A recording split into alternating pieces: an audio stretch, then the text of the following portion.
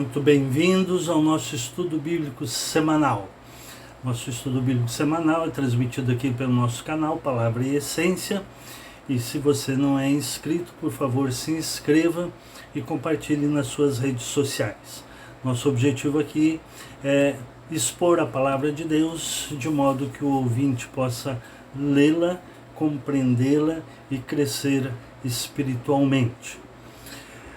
Estamos numa série de estudos bíblicos no livro de Salmos, os cânticos do povo judeu, e notadamente no Salmo 119, hoje dos versículos 17 ao 24. O Salmo 119 é um acróstico, um cântico longo, onde cada verso começa com uma das letras do alfabeto hebraico. Então cada verso é composto de 8 versículos e hoje nós estamos no terceiro verso, versículos 17 ao 24, sob o tema Quero conhecer a tua vontade. É a aspiração do salmista conhecer a vontade de Deus, do Criador. Diz assim: faze bem ao teu servo, para que eu viva, assim obedecerei à tua palavra. Desvenda-me os olhos, para que eu veja as maravilhas da tua lei. Sou peregrino na terra, não escondas de mim teus mandamentos. Minha alma se consome no anseio constante por tuas ordenanças, ou, em outra tradução, por conhecer a tua vontade. Tu repreendeste os soberbos, os malditos que se desviam dos teus mandamentos. Tira de mim a humilhação e o desprezo, pois tenho guardado os teus testemunhos. Príncipes sentaram-se e falaram contra mim, mas teu servo meditava nos teus decretos. Teus testemunhos são meu prazer e meus conselheiros. Muito linda a mensagem deste salmo. É um cântico, na verdade, e ele começa dizendo faze bem ao teu servo para que eu viva longamente, é a ideia, e assim obedecerei a tua palavra. O objetivo, a ênfase aqui é conhecer a vontade de Deus. Eu gostei da tradução na linguagem de hoje que diz assim: Senhor, trata com bondade este teu servo, para que eu possa continuar vivo e obedecer à tua palavra. O objetivo dele, da sua vida, de viver, era obedecer à palavra de Deus. Isso o deixava feliz. Conhecer e obedecer à vontade de Deus, conhecer e obedecer à palavra de Deus. Então era como se ele dissesse: me dê vida longa para que eu possa obedecer constantemente os teus mandamentos ou a tua palavra. E o versículo 18 é muito interessante: desvenda os meus olhos para que eu veja as maravilhas da tua lei. Bíblia na linguagem de hoje: abre os meus olhos para que eu possa ver as verdades maravilhosas da tua lei. Abre os meus olhos, ilumina minha mente, ilumina os meus olhos para que eu possa ver e compreender as maravilhas da tua lei.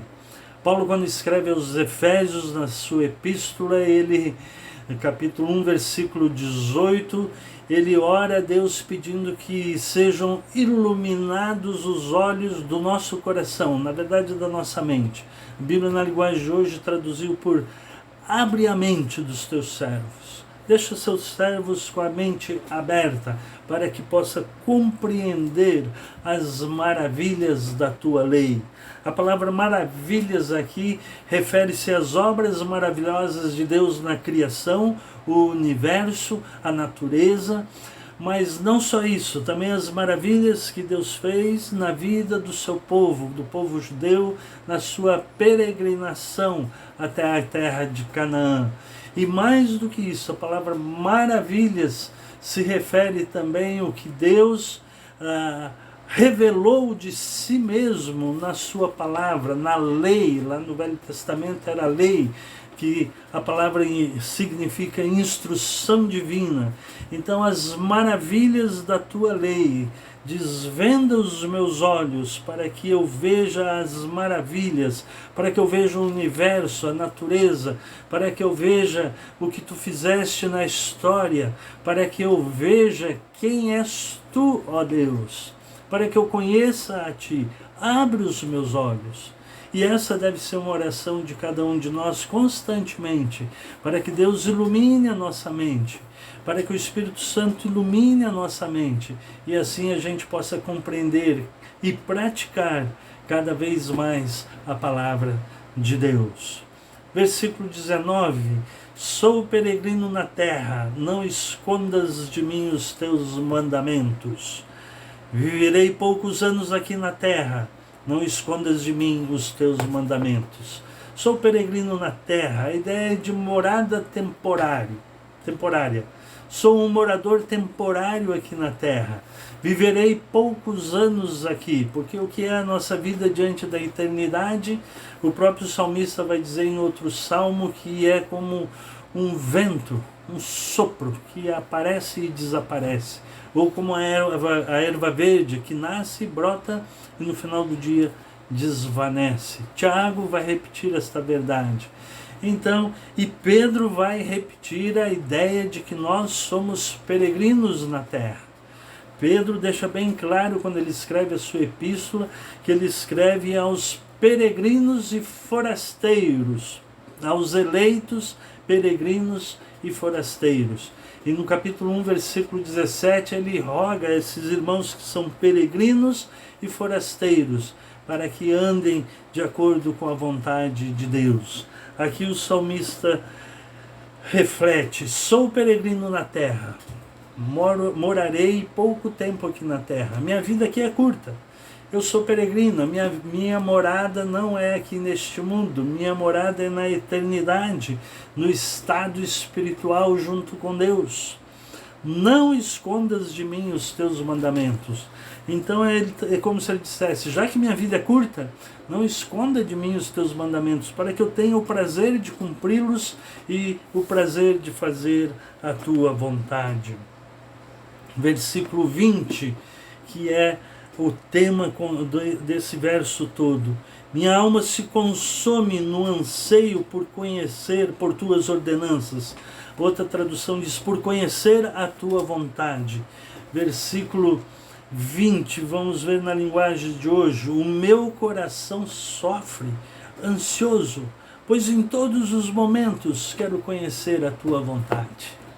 Meu coração sofre ansioso, eu tenho a ansiedade saudável, de conhecer a tua vontade. Quero conhecer o que Deus tem para mim, para eu fazer, para eu praticar.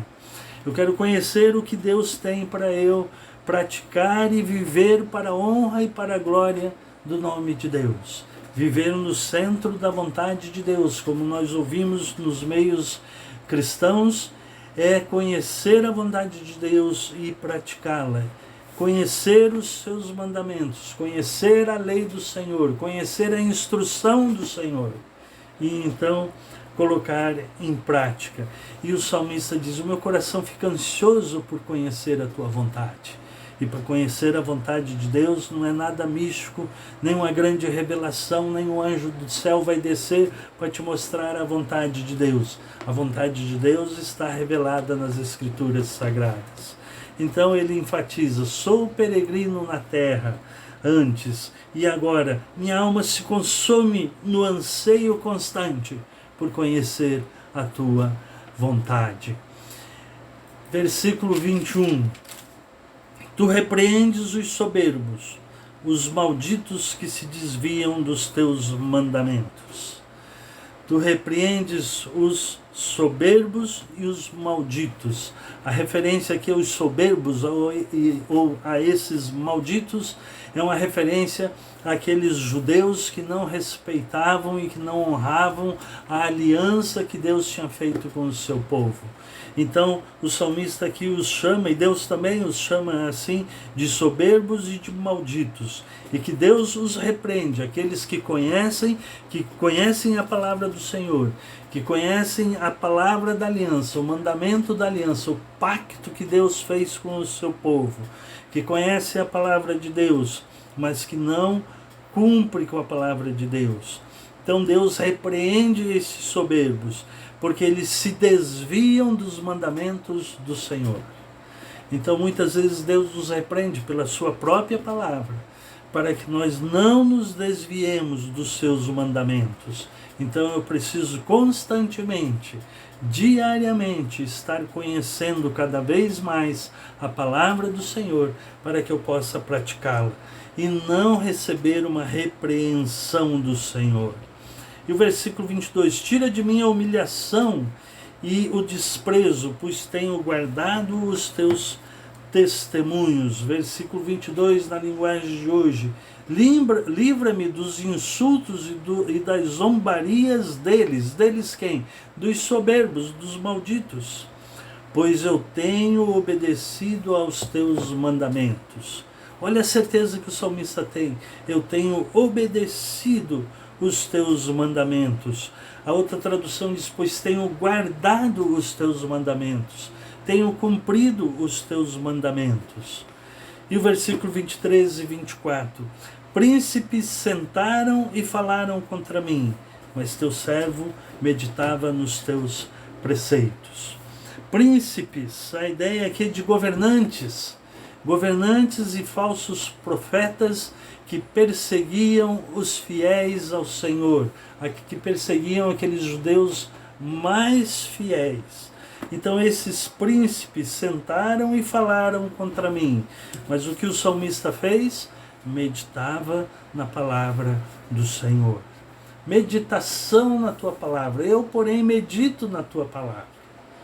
Esse exercício, ou esse tipo de exercício mental, de meditar na palavra do Senhor, é extremamente salutar para o progresso, para o desenvolvimento espiritual.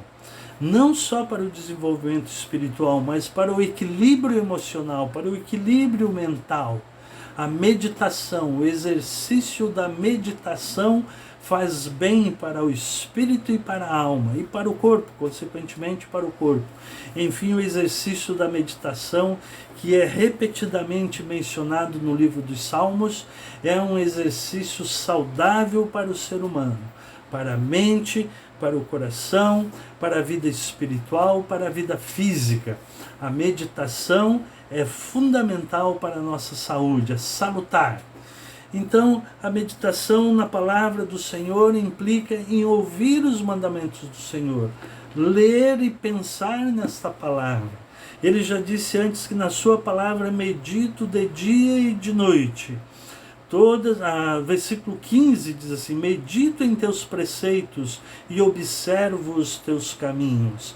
Medito, penso neles, raciocino sobre eles. Então a meditação, notadamente nesses salmos, mas não só neles, em todos os ensinamentos, notadamente do Novo Testamento, o manual prático da vida cristã, por exemplo, a Epístola de Tiago, ou a Epístola aos Efésios, ler, estudar e meditar, pensar nisso. Fazer com que a minha mente se volte e fique fixada na palavra do Senhor. Para isso eu preciso ler esta palavra, estudar esta palavra diariamente, ouvir Deus. E aqui está a revelação de Deus. Então, ouvir seus ensinamentos, ouvir a sua lei, a sua instrução, os seus testemunhos, como o salmista se refere, ou os teus juízos, aquilo que o juiz maior decidiu. Então, ouvir os testemunhos do Senhor, ouvir a palavra de Deus. Em última análise, dizer assim, ouvir Deus. Porque nós gostamos muitas vezes de falar com Deus. E a nossa mente muitas vezes está tão perturbada, tão agitada, que eu não consigo parar, ler e meditar. E ouvir Deus. O que Deus está falando comigo através desse texto? O que Deus está me ensinando através desse texto? Aqui no livro de Salmos, no 119 que nós estamos estudando, Deus está sempre falando sobre a excelência da sua lei, sobre a importância de meditar na palavra do Senhor, sobre a importância que o salmista dava em cumprir os mandamentos do Senhor, sobre a importância que ele dava em conhecer a vontade do Senhor. Conhecer a vontade do Senhor. Conhecer a vontade do Senhor que está revelada nas Escrituras Sagradas. Então, em vez de dar atenção a essas pessoas que sentavam-se, a esses príncipes, a esses governantes e até aos falsos profetas da época, ou os falsos mestres da época, o salmista diz, não dou ouvido para eles, mesmo quando eles sentam na mesa para me acusar. O que eu faço? Mas o teu servo medita nos teus preceitos. Preceitos nos teus decretos, ou nos teus preceitos, ou na tua palavra, ou na tua lei, nos teus mandamentos, enfim, na palavra do Senhor. Para quê? Meditar é acalmar a mente para ouvir Deus. Você ouve Deus, você ouve a si mesmo, ouve o quanto sua alma está agitada, olhe para dentro de si mesmo e observe a sua mente à luz da palavra de Deus. Então, medite na palavra de Deus. E o salmista mesmo diz que a palavra do Senhor limpa a nossa mente. Jesus Cristo ensinou aos seus discípulos dizendo, vós já estáis limpos pela palavra que vos tenho falado. A palavra do Senhor limpa a nossa mente, seja do ponto de vista moral, seja do ponto de vista da ansiedade negativa. Aqui o salmista disse que ele ficava ansioso por conhecer a vontade de Deus, aquela ansiedade boa. Mas também a palavra de Deus também limpa a nossa mente daqueles pensamentos ruins que vêm à nossa mente, da preocupação excessiva, daquilo que não traz sossego para a alma. Aliás, em outros salmos ele fala disso, de sossegar a minha alma, sossegar a alma nos braços de Deus, descansar a alma nos braços de Deus. Então ele, em vez de ouvir os maldizentes, ele meditava na palavra de Deus. Façamos isso. Em vez de ficarmos ouvindo as agitações da nossa sociedade tão agitada, ouçamos a palavra do Senhor. Leamos a palavra do Senhor. E então vamos limpando a nossa mente e vamos meditando naquilo que Deus quer falar para nós. E assim vamos descobrindo a vontade de Deus. A vontade de Deus está revelada nas Escrituras. Quanto mais eu leio, quanto mais eu medito, mais Deus se revela a mim. Mas mais eu ouço Deus. Então eu preciso aprender a ouvir Deus. Fazer como o profeta Abacuque. Então vou me sentar na torre de vigia e vou ouvir o que Deus tem para dizer. Façamos isso, nos sentemos, nos acalmemos. Acalme a sua mente, acalme o seu coração e medite na palavra do Senhor. Versículo 24. Teus testemunhos são meu prazer e meus conselheiros.